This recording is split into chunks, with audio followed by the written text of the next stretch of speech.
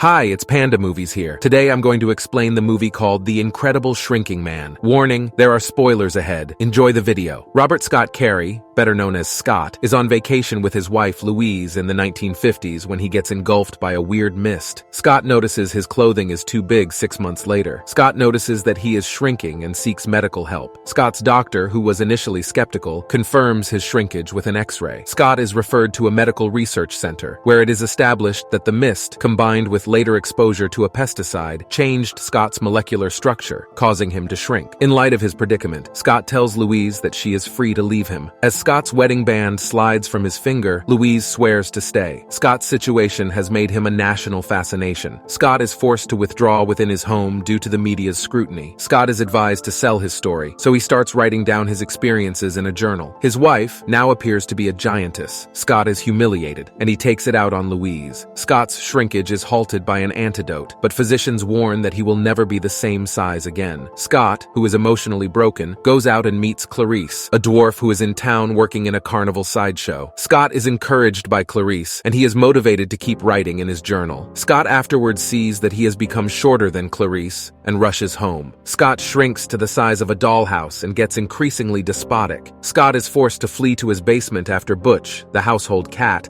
assaults him while Louise is out on an errand. After finding a bloody scrap of Scott's shirt, Louise returns and fears Butch ate him. Louise prepares to move out and enlists the assistance of Scott's brother, Charlie. Scott has a difficult time traversing his basement. The water heater bursts, but Scott is too young for Charlie and Louise to hear his calls for aid when they arrive to check. Scott then fights a big spider while looking for food and refuge. He kills the spider with a straight pin and then passes out from tiredness. He awakens small enough to flee the basement via one of the window screen's squares. Scott accepts his fate of being shrunk to atomic proportions. He has lost his fear, reasoning that no matter how insignificant he becomes, he will still matter in the cosmos since God will be aware of his existence.